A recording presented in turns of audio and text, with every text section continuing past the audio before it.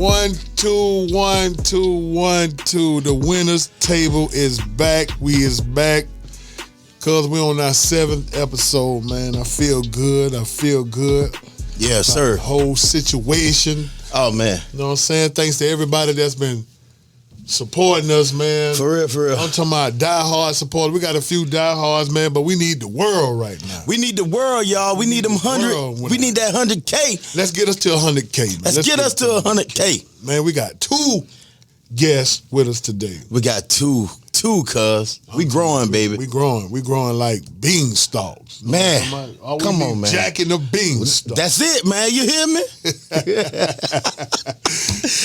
Man. So, come on, cuz. Cuz, you know what I'm saying? I'm going to let you introduce my homie, Lim. Lim, you know what I'm saying? Big things, big boss. Big things popping. Come on, you know man. What I'm saying? Ladies and gentlemen, welcome Mr. Lim. Come on down, Lim. Table. You already know, Lim. Let me get it right. You feel me? My brother.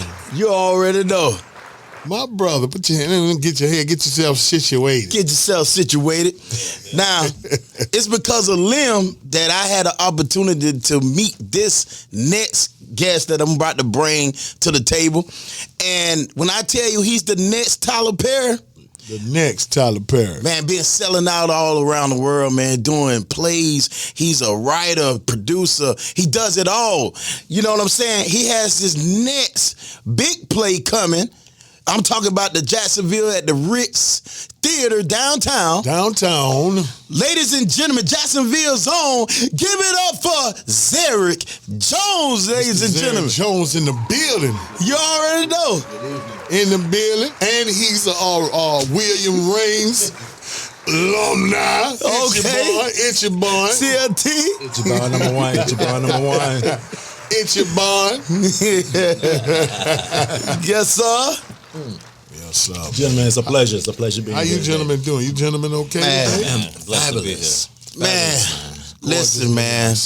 This has been a journey for me and Five, man. We've been taking this thing to a whole nother level when it comes to podcasting. We wanted to set the tone and we wanted to be different. And it's all about winning. Absolutely.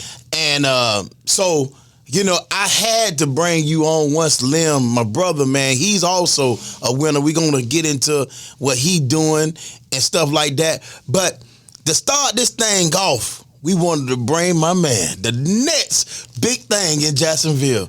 Man, tell the world, man. He's already a big thing in Jacksonville. Come on, man. You know what I'm saying? He already up. You feel me? He already up, y'all. Yeah, man. I'm just catching on. You hear me?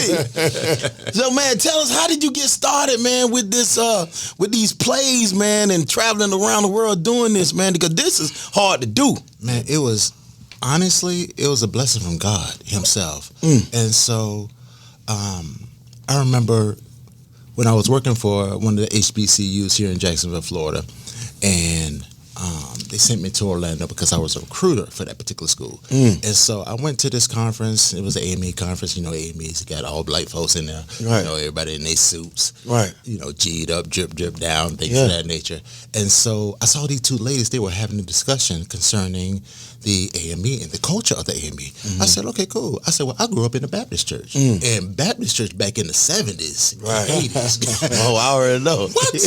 Hardwood floors, hardwood benches. Oh, man. Everybody around there with a fan. Come on. Peppermints in the air.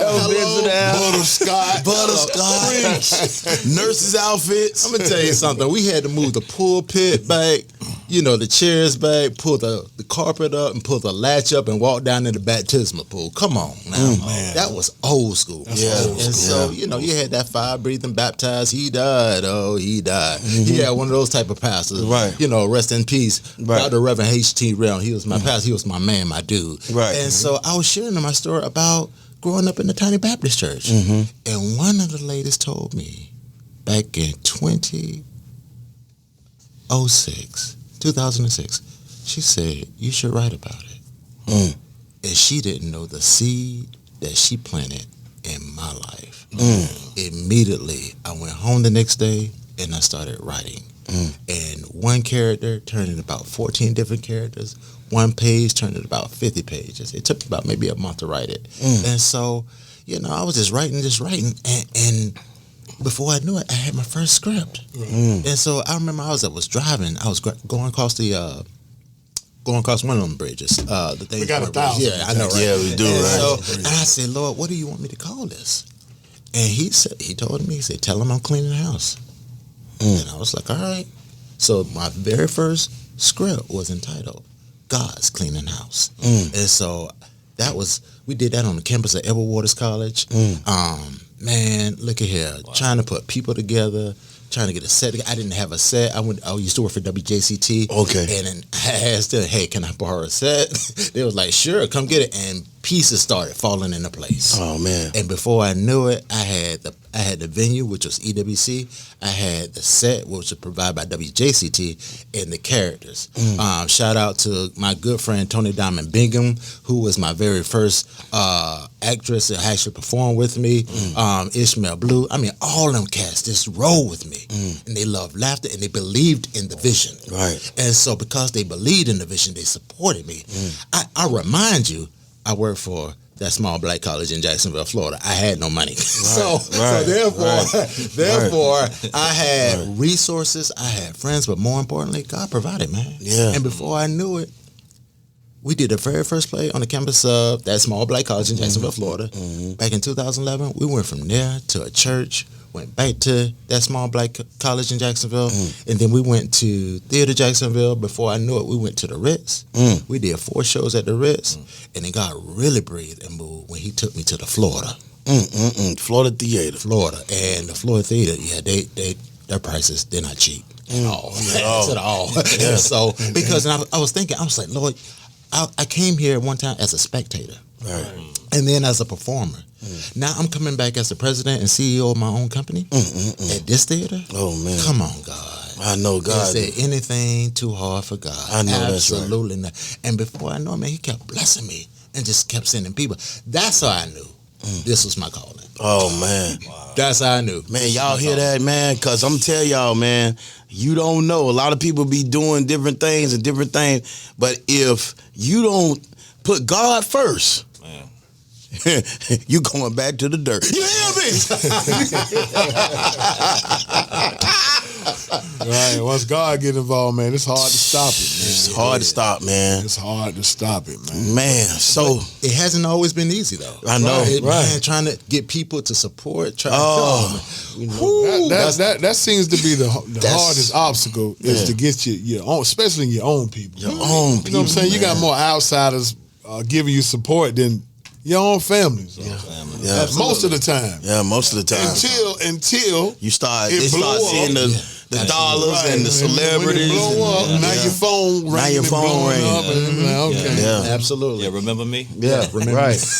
Yeah. So do you get those calls all the time? Like now that they see you winning? Do you get those calls? Believe it or not, I still struggle from time to time because we're not at that level yet. However, whenever people actually see the production and they see the show, it has a wow factor. I was like, we've been trying to tell you this all along. Right. When we were doing that at the smaller venues, it was church play, community play. But when we went to the Florida, it was like, oh, this is, you for real. Yeah, you about that life. Absolutely. Yeah. And so when they actually walked in and saw the theater and saw the stage and saw, the props and sets and, hear the singing and the music and all that great stuff and everything started to transition from one phase to the next phase, then reality hit. Yeah. It sat in. Now, we've been trying to tell you this real talk. for longest. Yeah. And so, and we are thankful and grateful for those who have supported us. And and that's the great thing about it. Make sure that your name is good. Yeah. Right. Oh, yeah. We talk about that all the time. DJ Jit, you talk about that too. Keep your name good. Man. That name is everything. And to even get in that venue, the Florida Theater, you got to sell so many tickets before. I go one better. You ready for this? We ready. Oh, come on. Oh yeah. Hold on. Let me take the shades off. Take the shades off. We about to have church. So before you can even, they can consider you. Right. You got to have the deposit. You got to have that proof of insurance, which is for $1 million. Right. And then you have to have the application. Here's the thing about the Florida. in about all theaters, you have to have that full balance already paid off before, I think it's like 3 weeks or 4 weeks prior to the date of the show. If you don't have that balance paid off, you done lost your deposit. What? And they can go ahead and just, So they don't give you no money back? Absolutely not. If your balance is not paid off, prime example, last time we did a show at the Florida, it was like maybe 3-4 weeks prior to the day of the show. I got an email, dear Mr. Jones, according to policies and procedures, your date is such and such. It is 3 weeks prior to the show. You have 2 weeks left, or a week left, to come up with the remaining balance. The balance was $10,500. I remind you, I'm an educator. Okay, facts. So with that being said, I had about a week to come up with $10,500 in a week, or they would have waived, everything. Pretty much that $3,500 deposit. No, this is real life. That $3,500 deposit that we put on. They'd have kept that. Wow, Just like that. If we didn't come up with $10,500 to finish paying for the entire show, So how did God work? Yeah. How did God work? We want to see how that Honestly, in 5 days. You feel right, dude, when I tell you, and inside of this brain of mine, I'm like, Lord, I need you to move like yesterday. Please and thank you. So a good friend of mine who's always supported me, Attorney Nade Simmons, whose office is over there by the Ritz Theater. He's always been one of my biggest supporters, my biggest financial sponsors. And between him and my cast, we got together, we sold those tickets. Oh, yeah, absolutely. It was fist in hand. Exchange. So we sold tickets, and whatever we didn't have, he made up the balance. What? And when I tell you, it was nothing but, it was $10,500 to be exact. And it was nothing but God. Nothing but him. And we had like a week or two in order to come up with it. Black people love to say, won't he do it? Won't he do it? Won't he do it? And hey, listen. Say, won't he do it? Won't he do it? And I'm a living testament when it comes to knowing that God can move. And a lot of people who don't, because they don't believe something they can't see. Right. But let me tell you something else. I was the first, and I know nobody in here have seen anybody being delivered from seizures. Wow. That's me. Wow. So when people tell me things ain't, God can't move, Man, what you said? man, come on, man. Please. I'm a living testimony. Please. So, man, I know what God can do. Oh, absolutely. Absolutely. You hear me? Absolutely. I ain't had another seizure in my life. You hear me? Preach. 46 years old. That's facts. 46 years old. They can't find nothing. Wow. So of course, I have to let all my. I've been with him on this journey. So yeah, Yeah, I know he. But of course, I got to let all. I got my alumni in the building. Absolutely. Go ahead. M. Reigns. You know what I'm saying? Number one. You know what I'm saying? I got to ask you as a fellow Viking. Yes. We produce a lot of. Absolutely. Yeah, you already know what I already know. You know what I'm saying? Yeah. We produce a lot of celebrities and sports figures, man.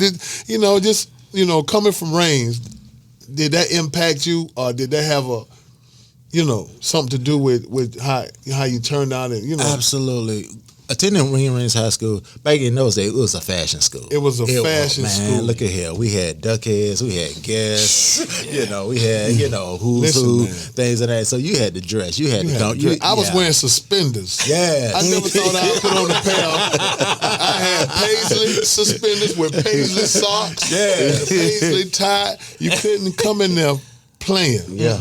You had to come in there on your dean. Yeah, absolutely. Yeah. And we had the great thing about coming from Reigns High School, man, we had great people like Sally Daniels. We had Dean Hughes, Jimmy Johnson. R.I.P. R.I.P. Mr. Johnson. We had Coach Day. Absolutely. R.I.P. Coach Day. Absolutely. Great guy. Great people. Great people that actually pour into us and to be able to inspire and motivate and encourage and things of that nature. And so you had no choice but to be successful. Right. They set you up for success. Okay. Because they were your parents when your parents weren't parents. So I mean, that's the whole difference between the school system. Right. absolutely. Right. They like you said, they were parents away from parents because you had to come in with your shirt tucked in, Real talk. take your earrings real out, talk. stop talking so loud, big man. Yeah. Go to they was on you. They was on you. Yeah. Absolutely. Yeah. But they had that culture. That was the culture back in those days. Right. You know, they were our parents when, away from schools. I mean, away from home. So whenever we need that structure, when we need that guidance, whenever we need that, that discipline. And they put that paddle on you, Dean Britton. Oh yeah. Oh Dean yeah. Britton, Mr. Britton. Oh, absolutely. Yeah. A piece of wood. Yeah. Look here. That walk, whenever you get that phone call, whenever you get that call, Miss Clemson, yes, is Zerrick Jones in your room? Yes. Can you see him to the office, please? Sure thing. Click. Everybody chants. Ooh. Yeah. You got to stop by the bathroom pad all up. Man. It's a long walk. Yeah. And then when you go to Dean's Dean Britton office, it's an office. You go in the office, you pass the main Jimmy office, then you go turn the corner, and he got a little office back there. And he make you put your hands on the desk, grab your pants, lift it up, say a few words to you.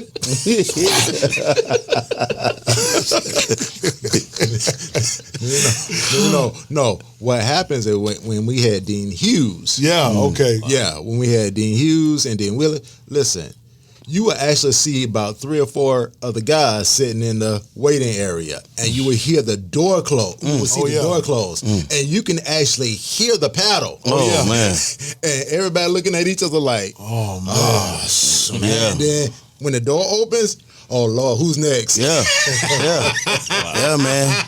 Yeah. But see, at Reball was a little different. I'm a Trojan. Absolutely. You see what I'm saying? So, I was in them slow classes, so my teacher had a belt. We didn't have a paddle. My teacher had a belt. I ain't even see the principal. Matter of fact, I don't even know who the principal was.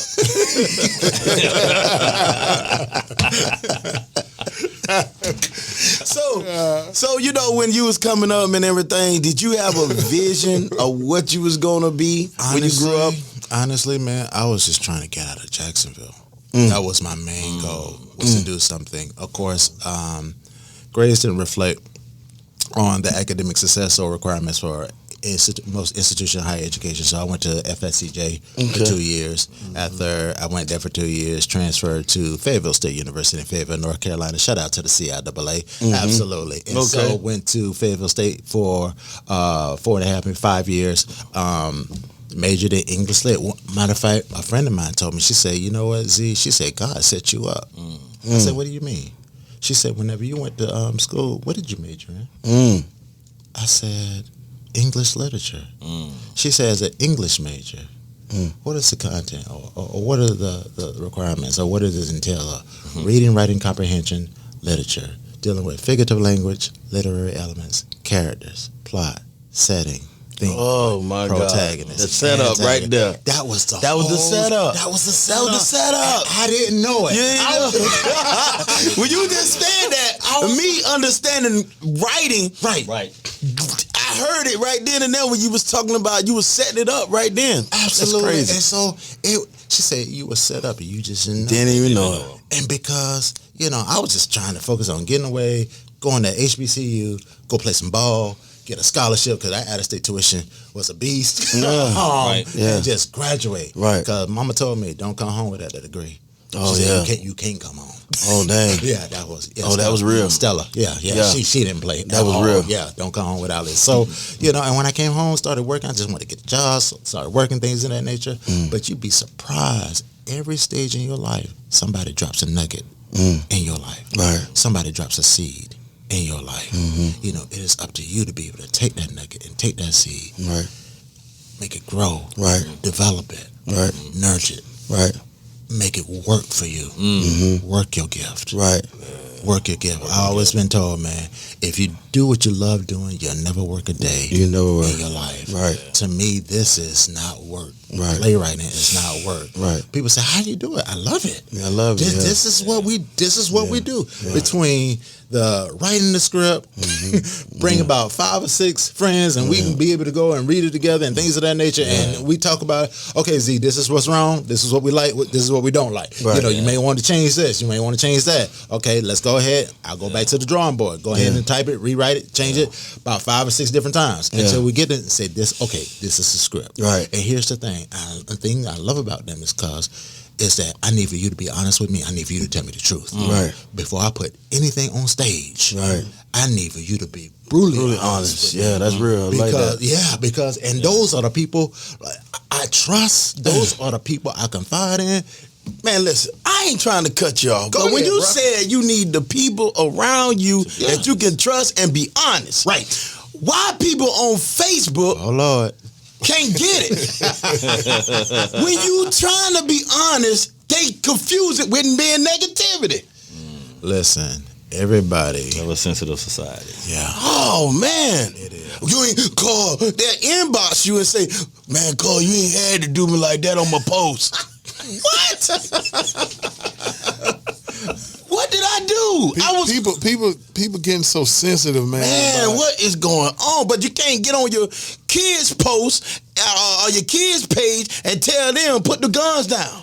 Man. Okay, I know what I hit them right there with that one. Yeah, absolutely. You see what I'm saying? But not to take away from what you're doing, because it's a celebration. Absolutely. So we want to tell us about A Mind Is Made Up. No, hold on. Before we get into that, okay, I want to know, like, briefly, like, you can describe like the nostalgia, like coming into your play, right? Like the day before you play, the day of the play, the checklist, and all the things that you have to make sure that's checked on the list before before the curtains open. Mm-hmm. Well, wow. The day before the show. Or the day of. Let's start with the day of the show. Yeah, we'll start with the day.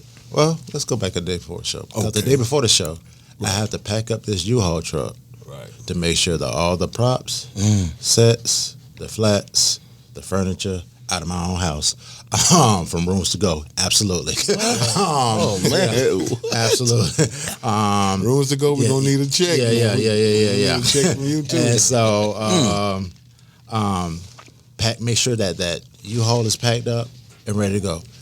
And by 6 o'clock in the morning, the day of the show, I'm always up. I'm usually up by 5, 4. Right. I usually can't sleep that day. Yeah. And so my objective is to make sure that, number one, I'm at the theater in a timely manner. The theater opens at 9, 10. I'm there at 8, 8:30. Okay. To make sure that, we're there. 2, tell the cast, okay, audio check is at 10, so we need to make sure that you're there. So while I'm there with my dude Ryan, who is my set designer and stage manager, we're making sure that the set is already there on stage, if nothing else. Right. We need to make sure those walls, the doors, the furniture, everything is set, so by the time the cast gets there at 10 or 11 o'clock, only they have to do is go, put their stuff down, make sure that they get mic'd up, and so we can get time for audio check. Right. Because they need to make sure that we hear everybody. Right. After we make sure that they have audio check, the next thing I do, I get with their people, whether it's who pulls the curtains, the audio guy, the sound guy, the lighting director. I get with them. I pass out my scripts so we can go over every scene, okay? At scene 1, you're going to hear music, lights on, curtains. And so whenever the end of Act 1, Scene 1, okay, we're getting ready to go ahead and turn these lights off and then pull curtains and music. My objective is to make sure that they're on the same page as I am. So this show will go out without a hitch, without faults or any type of mistakes as minimum, because we want to make sure that this scene's professional. Okay? And because we're paying a nice hefty price for it financially. Right. We want, and these people actually come to see us. They pay their 35, 40, whatever the case may be. We want to make sure we give them the best show as possible. Right. Because we're not a novice at this. We're true to this. Oh yeah. Absolutely. And so I sit with them for about a good 30, 45 minutes going over everything detail by detail, line by line, scene by scene. And so to make sure that we go. And then after we do that, we'll run the show. about a good 35, 40 minutes. Just, different scenes, just to make sure that they understand this is my level of expectation. Oh, yeah. Because at the end of the day, I'm paying them. Yeah. Oh, yeah, I already wrote the check. Oh, they already wrote the check. Absolutely. So we need to make sure that they on the same page.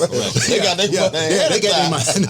They got their money. So we need to make sure that y'all on the same page as we're in. Right. And so that's why I get with Ryan and I get with, my man Daryl Edwards, and we get together and say, hey, okay, this is A, B, and C. This is the way it's going to go. Right. And so once we do that, I make sure that they're fed because, worst thing you want to do is have a bunch of hungry actors on the stage. Right. Have a bunch of hungry actors on the stage, so I make sure that they're fed. If nothing else. We about to go eat. So we're gonna take about maybe an hour and get ready to go eat, socialize, fellowship. Just relax, just get some, some me time or us time, things of that nature, and to be able to just sit and have some time of reflection. Right. And so after we eat, okay, it's about 4 or 5 o'clock. Okay, let's go ahead and get dressed. Let's go ahead and get your mind. And me being an athlete. Yeah. Oh yeah. Yeah, being an athlete. Right. Being a it's that, okay, coach, where are we? We about 2 or 3 hours from kickoff. Game time. Yeah, it's game time. Yeah. It's game time. And so we make sure that all systems are in play. We're making sure everybody's supposed to be what they're supposed to be. Right. And that's my job. Right. Okay. And so my job is to make sure everybody, because when 6 o'clock comes, the house opens. Yeah. I need music playing. I need, and when people come in, they want to feel the vibe, feel the energy. I feel like I'm on the play. I feel like I'm going right now to the play. So I want to make sure that we have everything in place, right. And making sure that because I'm all over the place, and that's one thing. My wife, God bless her, baby. I hope you're listening. Love you, Jay Jones. Okay. So she always said, Zerrick, you need to calm down. You need to just let it be. God got you. He ain't bring you this far. Right. For stuff, for anything to bad happen to you. And so, and when 6 o'clock hit, the house opens, music plays, everybody's coming in, everybody's meeting and greeting. Around 6:45, that's when the band start to play. Oh yeah, it's getting real close. It's getting real close. 7 o'clock, those lights dim, spotlight comes, our master of ceremonies come out. Ladies and gentlemen, welcome to another Z Jones production. Tonight you're going to be entertained, you're going to laugh, you're going to cry, you're going to sit on the edge of your seats. Get back and get ready to enjoy. And then boom, you hear the music, boom, you hear our first line, and that's it. I'm in the back going over the script with my set designer. We're making sure that everything goes out. Yeah. I can't even sit sometimes and enjoy and sit and just watch my stuff. Yeah, it's hard. Because I want to make sure that everything goes off without a hitch. Right. And so because we got to be out of the theater by 10 o'clock because 10:01, Mr. Jones. This is when we start charging time and a half. I heard that. Yeah, I heard that. So by 9:15, it's time to wrap. Yeah, it's over. 9:30, I'm giving my farewells, goodbyes. 9:45, y'all make sure y'all clean up. 9:50, the whole stage is cleared. Oh man. Yeah, 10 o'clock, we out of there. Expeditious, they don't play. Expeditiously. Right. Yeah, absolutely. But you know what? That's the hardest thing as an artist, as a writer, such as yourself, to sit and watch your stuff. Absolutely. Because I used to be a recording artist, so me listening to myself after I've done so, that's the hardest thing in the world to do. Because I be like, he be real hard on this stuff, man. I'm one of his big fans. I can imagine as a writer, man, you watching your people say your words that you wrote. Absolutely. When you're watching them say, and it's like they're lifting the words off the page. Right. They're taking the words off and just casting them into the audience. Right. And so it is amazing. Let me tell you one of the biggest things, the biggest joys I get is that whenever I hear people laugh, and when I hear people and ooh and I say, okay, Shoulder star. Oh yeah. Oh man, laughter is a shout out to my girl Jennifer Weeks, because Jennifer, she definitely, man, she's another local comedian. She brings just a lot of. It's like they're lifting the words off the page. That was right there on point. Left the words off the page. Don't worry, he got it. He coming. I don't know what that is. Okay. It's all good. But she She had a show the other night. Matter of fact, with both of my homies in the comedy game, Zerrick and Antoine Murphy. Absolutely. They had a show the other night, and I just seen them on Facebook. So shout out to Jennifer Wicks. I haven't met her personally yet, but she definitely on my page. And when I tell you, Yeah. she is a joy to have, man. Yeah. She is a people's person. She is like yourself. She's another comedian. Yeah. She's a ball of energy, and you need that. Oh, let me tell you another thing. You're gonna need some people who are gonna pour into your product. You're gonna need some people that are going to bring out the best in that character. Right. Man, if I had $1 for every time we had audition, I was like, man. People who want to be actors thinking they actors. This is not your ministry. God bless you. And so, but there are some people that we have taken and we've worked with, and we pulled out the best.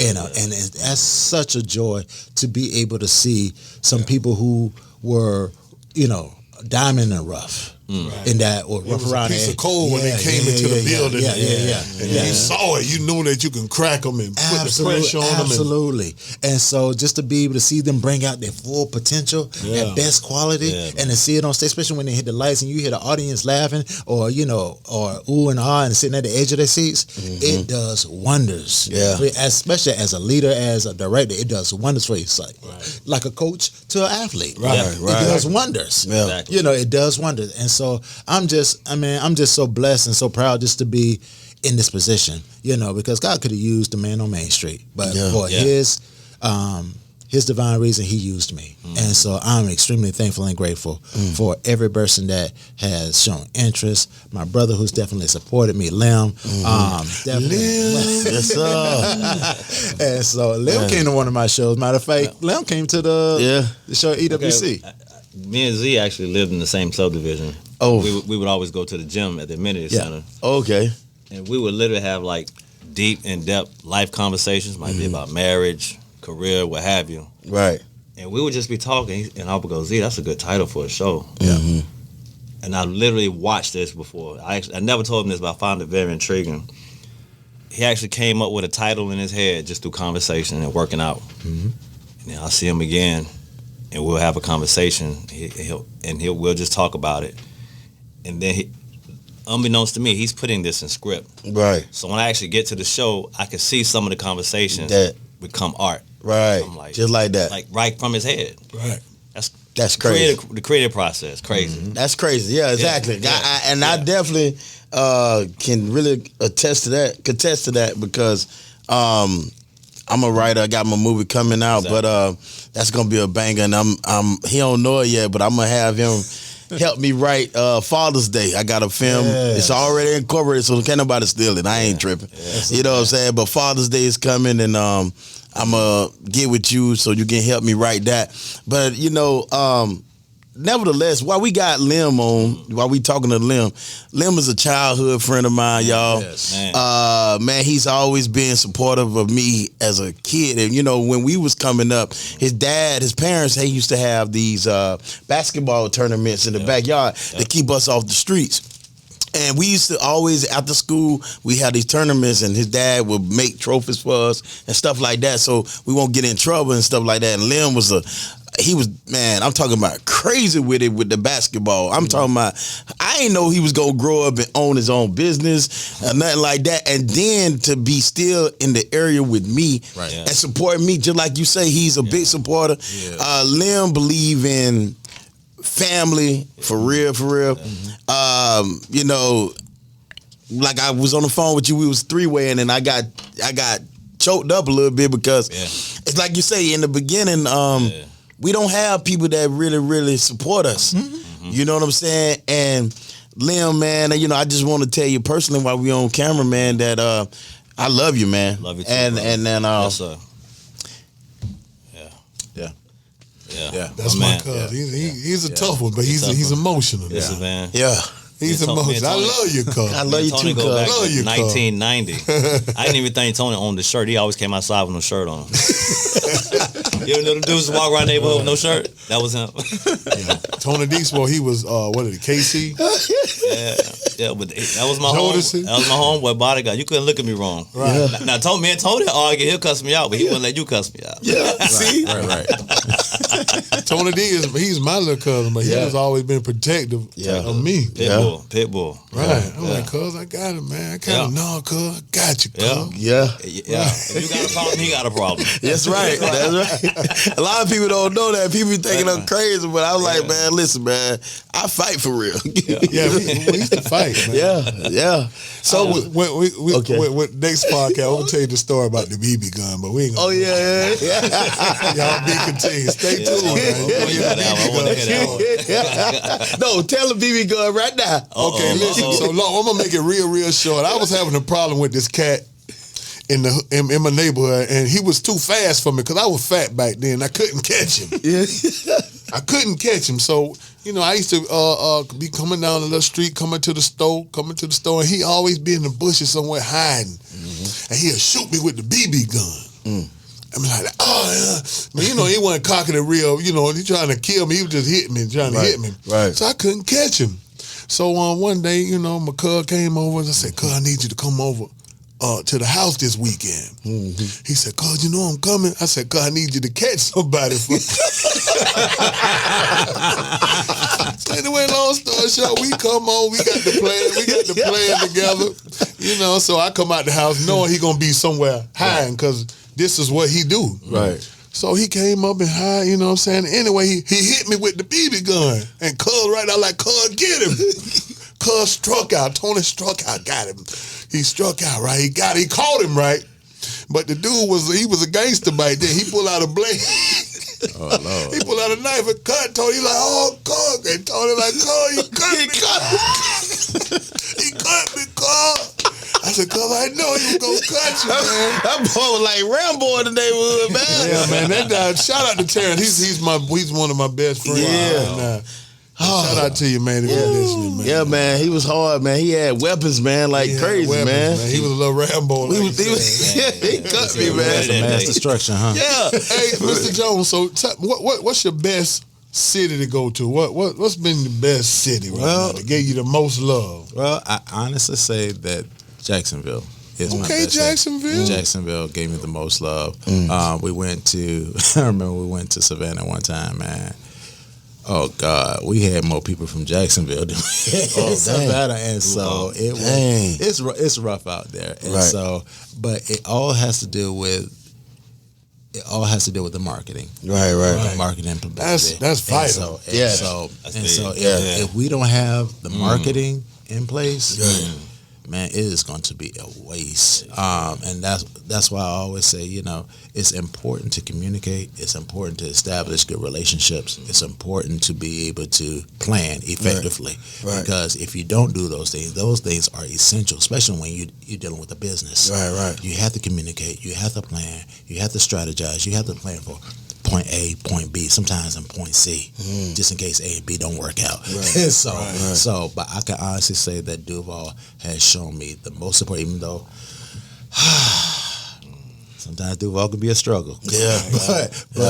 But Duval has shown me the most love. But that marketing, you got were to just tell talking people, about that. You got to do more than just Facebook. Yeah, Instagram. People think you can throw something on Facebook and that's going to be it. You know what I'm saying? But you got elder people, older people. They don't even be on the radio to social media. Right. Not they listen to the radio. Yeah, you're right. But they don't tune into the social media. So let me tell you what I started doing, because at one point in time I was like, okay, we can try Facebook. But when Facebook wasn't working and social media wasn't working, one thing I'm a firm believer, closed mouths don't get fed. Right. And so I had to actually get out in my community. I had to actually get out in my community and be able to go and connect with people. Touch people and talk to people. I mean, we went from churches and organizations, fraternities and sororities to, different other establishments here in the city of Jacksonville and other communities, dealing with community leaders, just talking with them, business owners. And so now we went from that to now we have sponsorships. We actually have people who actually got vendors table at the Ritz, and so we got like 7 vendors that are going to actually be there. Oh, it's man. all about getting off your blessed assurance. Groundwork will never play out. Getting off your blessed assurance and getting to work. Man, I am been working myself because I've been telling people who I know inboxing and everything. I've been promoting this play because we want this play sold out, y'all. We want it sold out. Absolutely. So tell the fans about this play. I'm glad you're at. And so if you look at the poster, it says a mind made up. A mind made up. It has it's about 3, 4, 5, 6. It's 6 of us in there. One lady that's in white. And I'm sure a lot of times people say, "Oh, okay, a mind made up." A lady that's standing in white in front. I'm sure, just to be able to assess, I'm sure this is about some woman who, she's not going to take it anymore from a man. Her mind is made up. Right. She ain't going to tolerate that. That's not it. Right. That is so not it. That is not. That's so not it. So let me tell you, just to give you a snippet of what the production or what the play is about. In today's society, Alzheimer's disease is high. Yeah, very high. If we know somebody, a family member, a loved one, a friend, that's suffering from either dementia or Alzheimer's. Right. Where does dementia or Alzheimer's begin with? The mind. Right, the mind. And so, how do you deal with taking care of a loved one who has Alzheimer's disease? Better yet, you're a married man, you're newly married, you got a wife, and your loved one or your mother or your grandmother has Alzheimer's, and you have to take care of them. Talking about the inconvenience, stress, talk about the stress level, marriage. Talk about the marriage, and how does it impact the marriage? Right. How does it affect the marriage? Right. Because we said for better, for worse. We said, but is it really for better, for worse? Right. You see what I'm saying? And so, how does that impact? Do you help take care of those who help take care of you? Or do you do like the Bible says, leave and cleave? Oh my God, that's a situation. When I tell you, that's hard. When I tell you, that's hard. When I tell you, that's hard. When I tell you, we're about this life. That's what, And here's the thing, because but more importantly, to take care of those who suffer, the victims. How do we deal with them? The Bible says, "Oh, no man, nothing but what? Love." Oh, no man, nothing but love. Right. How do we deal with it? This is reality in your face. Right. I have talked about marriages. I have talked about, relationships between husband and wife, father and son, father and daughter, mother and son, stepkids, step parents. I done talked about all that in my previous place. This one here, my God. Yeah, this was gonna hit because I had an auntie that passed from it, and it's not easy to deal with. I mean, when I knew it was over, when I went to her window, she was in the car. I never forget this, and I seen her in the car, and I went to go up to her to give her a hug, and she did like this. Right. She didn't know who I was. Right. So they go back to being a child again.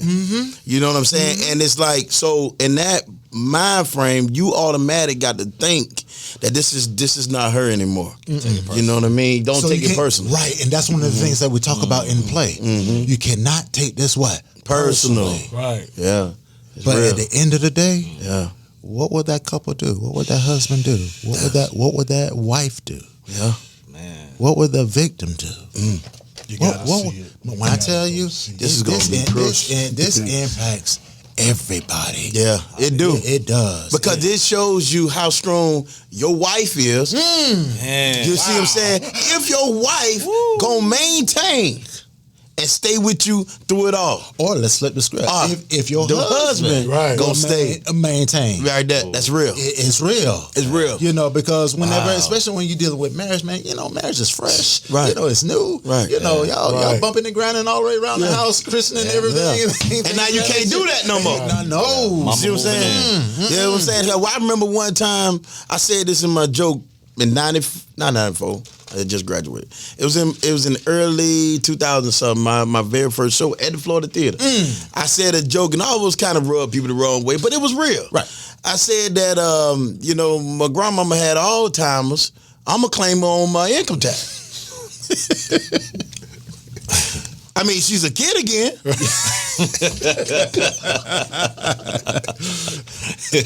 So you should have heard the audience. Golly. Boy, I bet you can. Oh, they wasn't with that. They want to meet you out in the parking lot. Yes. Everybody done did it though. Yeah. Well, that's powerful, man. That's powerful because I have a brother. Yeah. I have a brother. Yeah. And his wife right now, but you know, they was girlfriend, you know, dating, but she had an accident and was paralyzed Oh yeah. from waist down. Oh yeah. And my brother stood in the paint, and he went to every appointment and everything. And I said, "Bruh, boy, you strong, boy. Yeah. You give me chill bumps. You strong. Oh, it's facts. These are facts. Like Strong, man. He unconditional hung in love. there, and man, I could just see he just hung in there, man. I give him all praises, man. Cause man. you're a strong brother, man. I love you, bro. You did what you had to do. I mean, he really. I'm talking about. He got a van.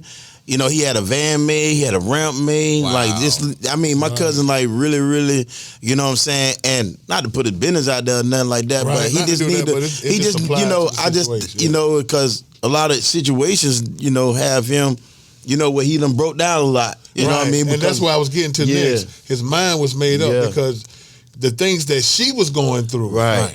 You know what I'm saying? From being able to walk. And all of a sudden, Can't walk. she can't walk. Right. So you can imagine what she was going through, but as a strong man and as a strong spouse and mate, he had to endure her pain Absolutely. as well. Right. Right. Yeah. And at the same time, live his own life. Right. You know, and that's a lot. That's a lot on the brain. Dude, that's pressure. And to kick this off, this gonna be the kicker right here. He wasn't even married to her. And he stood in there, man. He stood in the pain. He wasn't even married to her. In that beginning, when that was going on, he wasn't even married to her. And he devoted his time. That might be another place. I'm trying to tell you. I know, right? Yeah, real talk. Right. Real talk. Mine made up part two. Part two. Yeah. You feel me? You know what I'm saying? So we only got a few minutes left.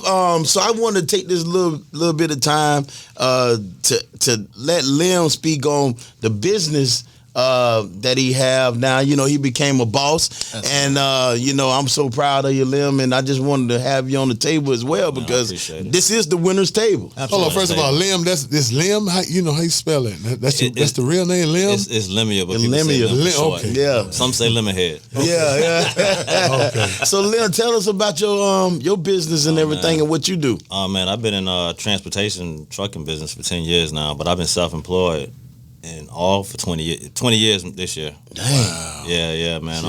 I started out as a pressure washing contractor. Yeah. We're doing apartment buildings for HUD, different trucking companies, FedEx. But you know when the what do they call it? The recession hit. Right. You know, I transitioned into transportation. But I've been independent since I was 24. Dang, boy. And just to go back, because I'm listening to you, how you started in your testimony. In 99, my best friend came to me and asked me did I want a part-time job working for his cousin.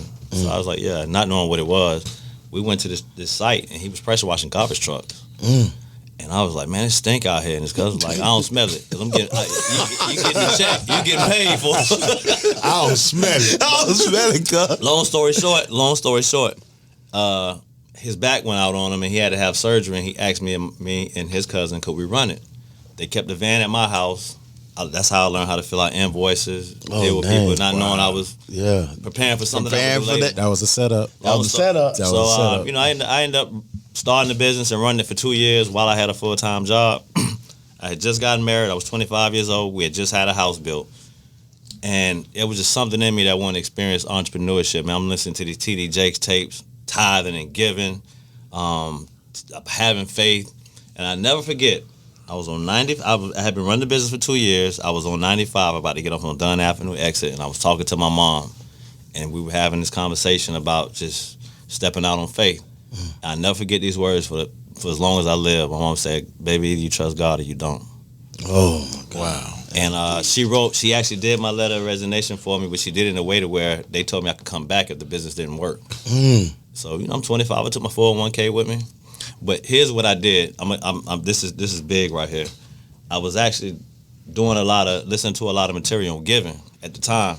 It's TD Jake's tape series. Tape. I had in my Walkman back then. Old school. Yeah. Right. And man, I woke up one day and the Holy Spirit hit me. And I went to the bank. My check after 2 weeks was $950. And I said, I was going to Shallow at the time. I asked for a cashier's check for $950. Dang. And the teller, she started tearing up. She said, baby, you getting ready to sow this seed to your church? I said, yes, ma'am. She said, God is going to honor that, I promise you. And to this day, I feel like that's why I've been self-employed for 20 years. Hadn't punched the clock, hadn't worked for anybody in 20 years. I truly believe it's because of that seed. And that is real. It's called faith. Faith, man. Period, point blank. Period, point blank. Period, point. It's not to say you're not going to face some trials and tribulations, but man, His grace is sufficient. Yeah, man. That's real. Yeah. Man, I'm so proud of you, Lim, Hey, man. Likewise, my brother. Man, because you planted a seed to me. I mean, before I got this office, Lim had sponsored me 500. What is it? 500, 600. It was one of the two. Who's counting? I know. I know. But he cashed out. I thought it was gonna be a couple of hundred. Who's counting? Right. Man, he cashed I out. just came up with a new word, man. Why don't you hit me on limb me one time? Limb me one time. Man, let me get a little bit of that limb. Man. Yeah. And that's why I say, that's why I always, when I speak on them, because who know, when we was kids, I just took a liking to him. I came from the projects for real to move into a neighborhood finally to meet friends who eat together. Parents, they eat with their kids at the table. I ain't come from that. Yeah. And to see that, man, and see the love, I was like, man, I got a family whole house I can go to and parlay and enjoy myself. I'm the only child. Yep. So a few blocks down, I got Renzo, Tony, D'Angelo. But it was I inherited 4 brothers. That's it like that. Scooter coming through on the weekend. Yeah, Scooter. Okay. Yeah. Scooter was just on live. Yeah. Hey, he said, "What's up, y'all?" Yeah, man. Yeah. Yeah. So, and then his parents, man, they loved me like never before. Yeah. His dad came out to my comedy show at Nephew Tommy. Yeah. And I did 4 shows with Nephew Tommy, and his dad had my very first T-shirt that I had with me on it. Wow. And he said, sign it. So I signed it. So, man, like I say, Lim been a part of my life, man, for a long time, and I appreciate you, Lim. Yeah, man. Man, but these guys, man, every gentleman and lady that came on the show, man, really been really inspirational to me, myself. Listening to the brother, so I could tell how passionate he is about the write, because he was describing this, and you could tell he's a writer, because I'm like, like glued in, I'm into it. I thought we'd get ready to go to the show. So I can imagine what this play is like. Listen. And I will be there. We gonna be there. My dude. When the tape will be in the building. we buying tickets and all. I'm talking about for real. We don't want nothing free. The play is truly quality. I know it is. I promise you. I If cannot this gentleman wait. writing it, I know it's going to be quality. We I'm behind sitting here listening to this man talk. Yeah. I appreciate So it. I can imagine when he gets alone with his own spirit and self and put it on that paper. Right.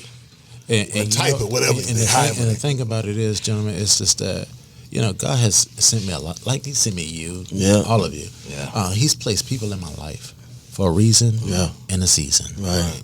Whether it's to, sow a seed, whether it's to speak life, whether it's to give an encouraging word, whatever the case may be. I'm thankful for just the journey and the opportunity to be able to be used in this season. And so we all got gifts and talents. Yeah. We all got gifts and talents. The question is, are you going to sit on them, or are you going to use what God has given you? Because here's the thing. And here's the thing I was really most scared of. If I didn't use my gift, my talents, I was afraid that God was going to take it and give it to somebody else. He would have. I was like, Lord, you done gave me all these scripts, come on. Yeah. But I need the resources. If you have the faith of a mustard seed, I'll move mountains for you. Oh my God. So when I tell you he moved mountains, that Florida theater, that was no joke. We've been there 4 times. And That's major. That's major in itself. And I tell you this much. 2 of the times that we went there, I ain't pay a dime. What? I ain't pay a dime. Not a dime. I made up. I ain't pay a dime. Nah, that was all God. It's been God from the beginning, but I can actually see. Okay, God, I see your work, Man. I see. When I saw the cover of this, man, I already knew like you're gonna be rich as all like those. Like you're gonna be beyond rich. You're gonna be the next Tyler Perry. And I know you know I shouldn't be saying his name, but he is he's the standard. He's the standard. Yeah. You know what I mean? He's the standard. Yeah, and it's just real, and he's definitely. So have you ever, I know we pressed for time, but have you ever tried to shop something to him? Or? Honestly, no. I'm gonna tell you why I haven't. You ready? Yes, sir. The reason why I haven't, because a lot of times, you know how fickle people are. Yeah. You know how people are. Right. People are just who they are. Right. People. Right. At the end of the day, I didn't want nobody else to get this credit. Okay. I wanted God to get all the credit. Oh, man. So I know for a fact it was nobody but him. Right. Nobody in Hollywood, nobody in New York, nobody in LA, nobody in Atlanta, nobody in DC, whatever the case may be. I need you, God. So if it's just me and you, it's me and you. If you decide to take me there, then that's fine. But at the end of the day, I want you to get the glory and you get all the credit because it won't be. Matter of fact, I go one better. I didn't even major in theater when I went to college. Wow. I majored in English. Why? Because he didn't want no professor. He didn't want no teacher, no instructor, no theater department to get the credit for what he's doing. Wow. Dang, that's deep. Usually the greats are never majored in whatever they're doing. Right, The absolutely. greats, Right. the greats, Always detour. and you're going to be the greats. Better believe it. Yeah, and your plays need to be on them streaming channels too. So, Absolutely. so when this one is done, we need to work on that. And I got some Absolutely. resources. We need to work on that. That's what I'm talking. You know what I'm talking about? That's what I I'm got talking some about. resources. Yeah, because just like this podcast, Absolutely. thanks to that great man behind the scenes, Mr. Gary, Mr. Garrett. shout out to you, Mr. brother. Garrett. We on all the podcast streaming channels. Wow. Platforms, man. We on all the We platforms. on all of them. iHeart. You hear me? Can I be honest with you? I asked God, I said, God, if you don't give me no more money, that's fine. I said, give me resources. What? I asked him, I said, give me resources. People who can help open up doors. Matter of fact, give me butlers. Right. Because why? Butlers help open up what? Doors. That's alumni, Viking alumni. You feel me? Hey, that's a bar for real. Mic drop. You know what I'm saying? But ladies and gentlemen, sorry y'all, we gotta wrap it up. But this is Tony D, comedian Tony D, and It's your boy DJ Fired. man, we gonna be hollering at y'all in the next episode. Holla, Holla, y'all. Peace.